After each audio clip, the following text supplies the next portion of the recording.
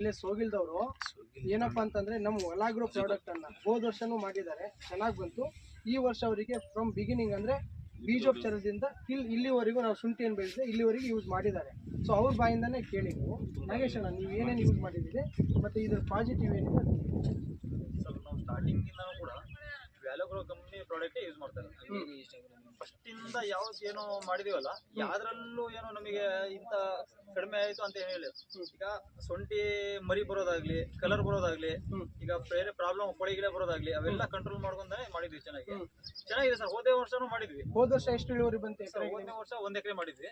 1 ಎಕರೆಗೆ 475 ಸೊಂಟಿ ಬಂದಿದೆ. 475. Sir okay, ಈ ವರ್ಷ ಹೆಂಗ್ ಅನಿಸ್ತಿದೆ ಸರ್? ಈ ವರ್ಷ ಅದಕ್ಕಿಂತ ಜಾಸ್ತಿ ಬರ್ಬೋದಂತ ನಿರೀಕ್ಷೆ ಇದೆ ಸರ್. ಓಕೆ ಸರ್, 470 ಚೀಲ ಅಂದ್ರೆ ಒಂದ್ ಚೀಲಕ್ಕೆ 20 ಚೀಲ ಬಂದ್ರೆ ಲೆಕ್ಕ ಬಂತಲ್ಗೆ. ಅವರೇಜ್ ನಾರ್ಮಲ್ ಬೇರೆ ಕಡೆ ಎಷ್ಟು ಇಳುವರಿ ಬರ್ಬೋದು ಒಂದ್ ಚೀಲಕ್ಕೆ? 12 ಚೀಲ ಬರ್ಬೋದು ಸರ್. ಸರ್ ನಾವು ಎಕ್ಸ್ಟ್ರಾ ವಿವಾ, ಎಕ್ಸಿಲ್ ಪ್ಲಸ್, KMS, ಆಮೇಲೆ ಈ ಫೆರೆಲಿನೋ ಪ್ರತಿಯೊಂದು ಮಾಡಿದ್ವಿ ಸರ್. ಎಲ್ಲ ಮಾಡಿದ್ರು, ಯಾವ್ದು ಬಿಟ್ಟಿಲ್ಲ ಸರ್.